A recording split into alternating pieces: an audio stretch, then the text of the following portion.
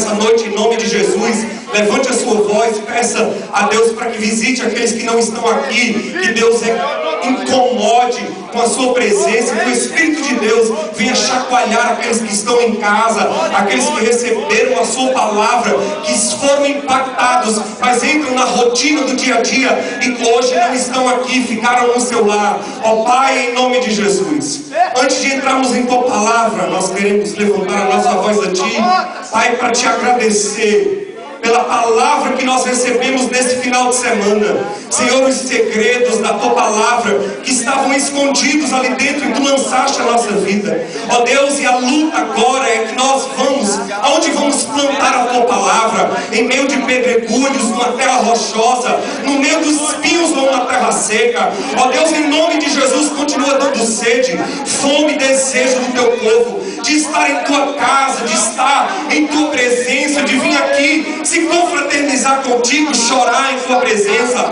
Espírito Santo de Deus, visita cada um nessa noite dando fome e sede.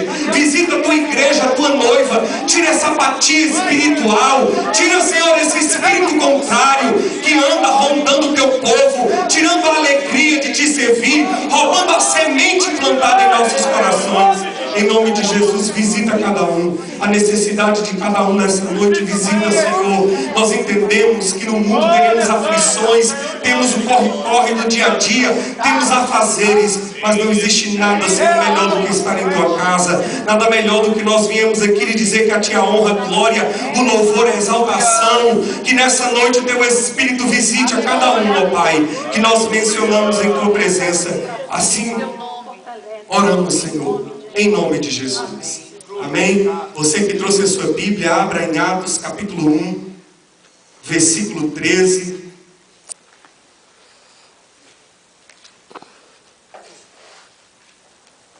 Atos capítulo 1, versículo 13.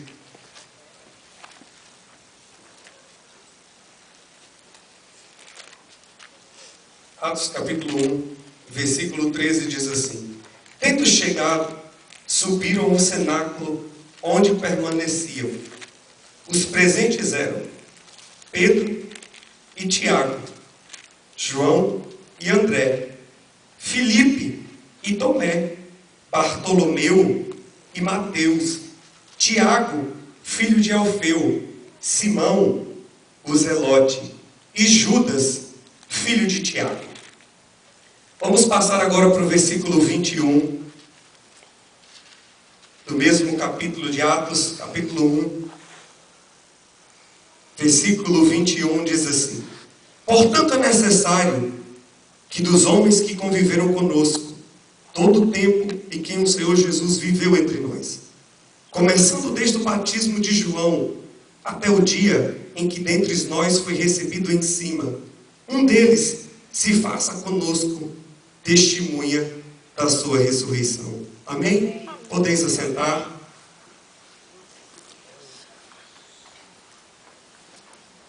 Uma das coisas interessantes que eu percebi é que todos os super-heróis que nós conhecemos, eles têm algo em comum.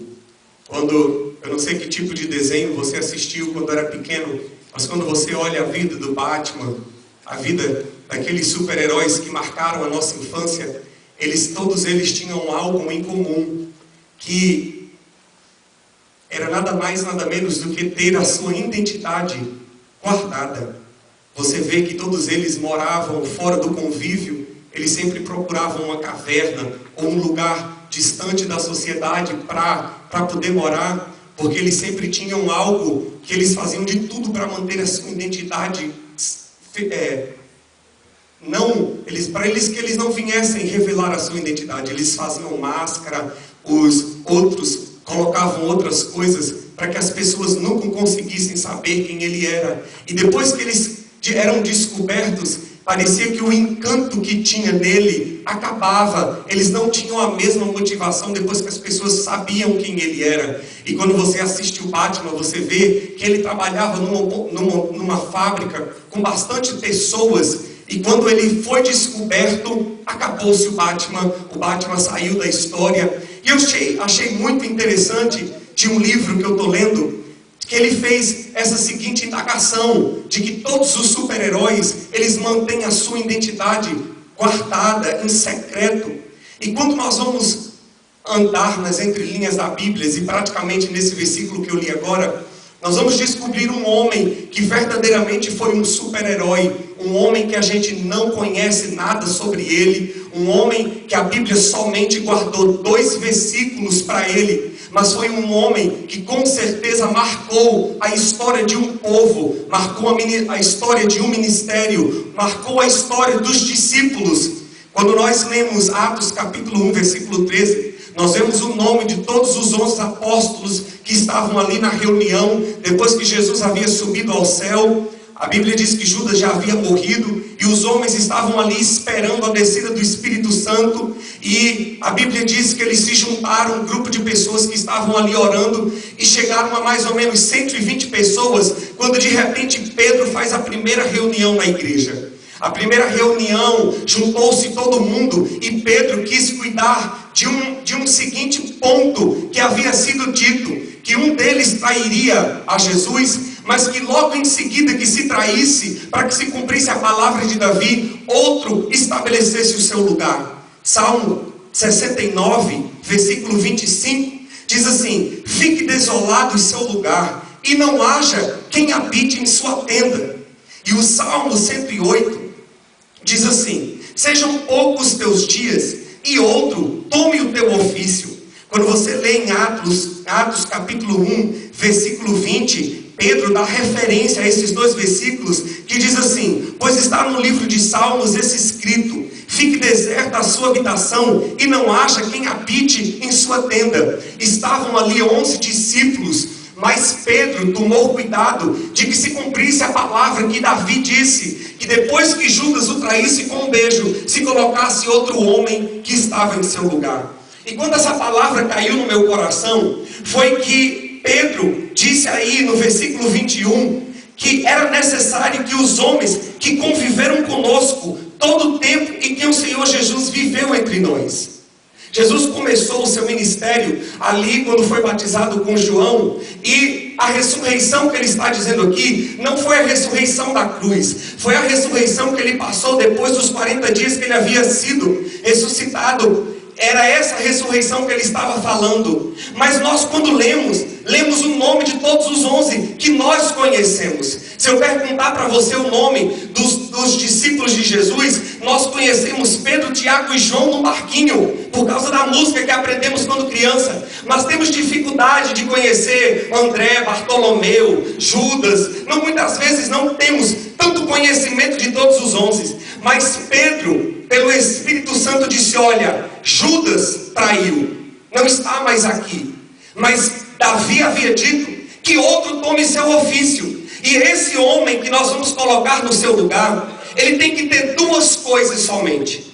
Nós não queremos saber se ele é bom entendedor de matemática, se ele tem um QI, se ele é aparente. Nós não queremos saber da sua personalidade nem do seu grau de ensino. Nós queremos somente uma coisa: que ele estivesse conosco desde o dia que Jesus foi batizado no Jordão até o dia da ressurreição que Jesus teve depois dos 40 dias ali da Páscoa. Mas como nós vamos encontrar um homem que andou com Jesus desde aquele dia, se nós não o conhecemos? Como é que andavam outras pessoas ali com Jesus e Jesus nem colocou o seu nome na Bíblia? Como é que havia homens que estavam ali trabalhando, homens que estavam ali, que passou os 4 evangelhos e ninguém fez menção do seu nome? Ninguém nunca colocou na Bíblia nenhuma palavra de Matias. Ninguém colocou na Bíblia nenhum dito dele. Nós não vemos nenhum milagre que Matias fez. Nós não vemos nenhuma pregação dele. Não vemos nada, absolutamente nada. Só sabemos de uma coisa de Matias: que ele estava desde o dia que Jesus foi batizado no Jordão até que o dia que ele subiu nas nuvens junto com aqueles anjos ali. Mas eu achei, será que é justo Jesus ter feito isso com Matias? Será que era justo Jesus ter chamado alguém para trabalhar com ele e nunca ter dado oportunidade de nada? Nós muito pouco conhecemos de João Batista. Nós muito poucos temos entendimento sobre ele, porque a Bíblia não fala muito sobre João